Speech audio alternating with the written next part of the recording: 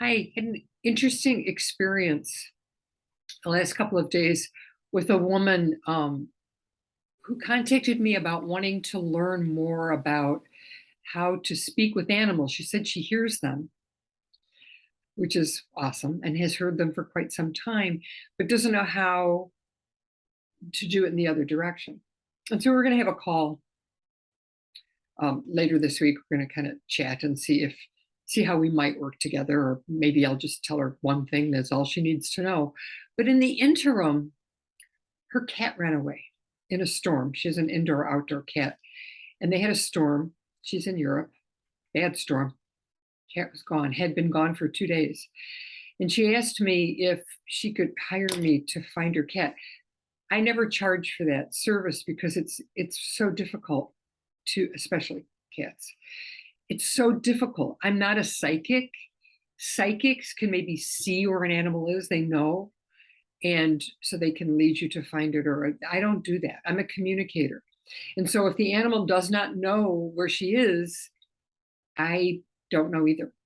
Often, though, I will get a description, I'll get a visual of like they're trapped under something, I'll see something that's enough information for the person to go get them. That's happened quite a bit. And with kitties, often you can just tell them to go home.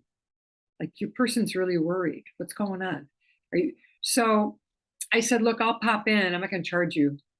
Because I can't, I don't know if I will be able to find your animal. But let me just pop in and see. And the first thing I saw was the kitty, who's a boy, by the way, in a barn. I saw a barn. I said, is it a barn or a big house? This will come up later. But then like 3 seconds later, I saw him under a bush in the rain. I'm like, well, this is interesting because I knew both were valid. What I was seeing was true. But that's one of the problems with trying to find an animal. It's like if they move, or I might have been seeing where he was yesterday, because if that's what he was, thinking about. And so I didn't. I said, I can't help you. These are the two places I've seen that this is not useful to you, I'm sure. But just sit quietly and ask him to come home. Now, this is the key here, folks. Sit quietly. You know how when you're worried, your brain's on fire and your heart's beating and where is my animal? Oh my God, this has happened to me. This happened to me when I forgot that, wait, just ask where they are. I've done a video on that.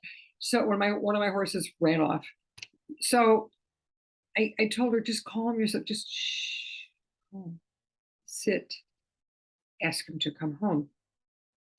She tried it, but she was wandering around calling him. I said, no, that's not what I mean.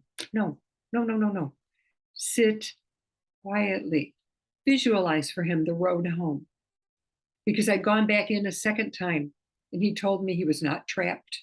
Nobody had taken him in. He wasn't being held somewhere. He was outside and he was scared because it was still raining days later. So I said, no, just sit quietly. Visualize the path home for him, but you have to breathe. You have to calm down. And so she did.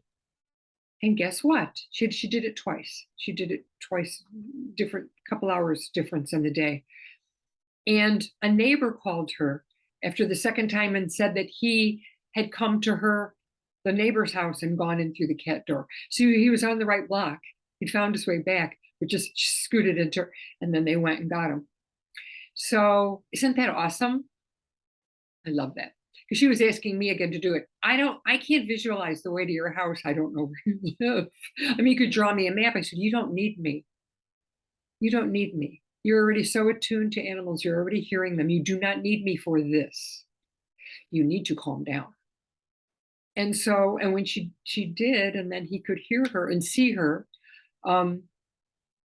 some communicators will tell you the only way to communicate is with visualization. And that's just not true. I talk to them just like this all the time. But for this, it was like, you're lost, you're afraid. Let me show you the path back. And there you go. So I just want to remind you that we all know how to do this. I think we were born with the ability. I strongly believe that we're born with the ability to telepathically communicate. So it's about trusting it and learning, learning technique and learning to open your heart and learning to calm and learning to trust what you're hearing. And that's another reason it's always a good idea to hire a professional in a situation like that. She was right to ask me to help, but at some point there was nothing more that I could do except say that he was safe and scared.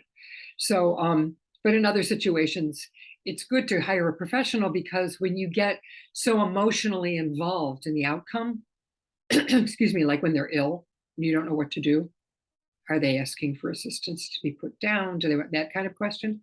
Um, Sometimes you're too tied up in it emotionally to hear. So, but I just wanted to share that story because I absolutely love it. And we have more power and ability than we think we do. So that's the story for today, and keep that in mind. You can do this. And I'm Pam Sorellis of Winged Horse Healing, and I work with animals and their humans, Reiki and animal communication, and neuromuscular retraining, which is a type of movement reeducation. So talk to you soon. Take care.